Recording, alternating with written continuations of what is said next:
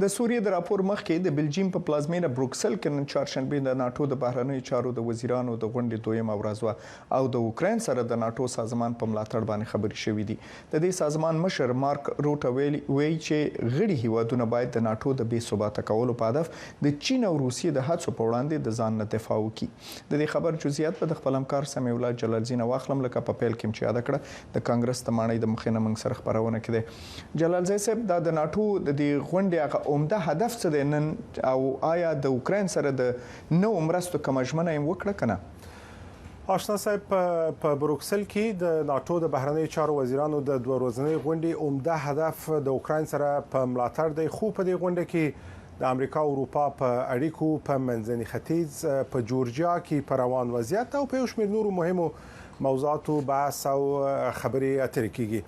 د متحده ایالاتونو په ګډون د اروپا د بهرنیو چارو وزیران، د اروپا مشران په دې هڅه کې دي چې د اوکراین سره د ډیرو مرستو زمينه مساعده کړي څو دغه هیواد وکړي شي د روسیې د یرغل او برید په وړاندې د ځان څخه دفاع وکړي. د امریکا د بهرنیو چارو وزارت د غونډې ته د بلینکن تر روانېدو مخکې د دوشنبې په ورځ وویل چې واشنگټن د اوکراین سره د 215 میلیونو ډالرو اضافه مرستې د چمتو کولو په حال کې ده چې په دې مرستو کې د توپونو د مرمیو په ګډون د هوایي دفاعي سیستمونو وسایل هم شامل دي. تر دې مخکې پرون د سهشنبې په ورځ د ناټو سرمنشي وویل چې نه یوازې روسیه بلکې چین هم هڅه کوي چې د بیلابیلو لارو څخه د ناټو په غړو هیوادونو کې بې ثباتي رامنځته کړي یا دغه هیوادونه بې ثباته کړي. خو د وویل چې دوی هم په جنوبي کوریا او هم په جورجیا کې روان وضعیت لنږدې څاري. What we are seeing is that Russia مون ګورو چې نه یوازې روسیا بلکې چین هم د سبوتاژ او د سایبري جرایمو له لارې د ناټو د غړو هیوادونو د بې ثباته کولو هڅه کوي. خو همدارنګه هڅه کوي چې د انرژي څخه هم د فشار د وسیلې په توګه کار واخلي.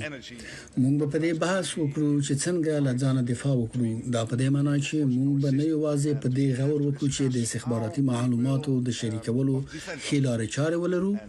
بلکې ډاډ رامنځته کړو چې خپل مهم بنسټونه ساتلی شو. د ناټو د بهرنیو چارو وزیران په داسې حال کې آشنا صاحب غونډه کوي چې د اوکراین د بهرنیو چارو وزیر د سهشنبې په ورځ په بروکسل کې د ناټو د سرمنشي سره په خبرو کې وویل چې اوکراین اوس دفتن هوایي دفاعي سیستمونو ته اړتیا لري څو وکړي شي د دې سیستمونو په مرسته په خپل هیواد کې د برېښنا یا د انرژي د زیربناو ساتنه وکړي. هغه وویل چې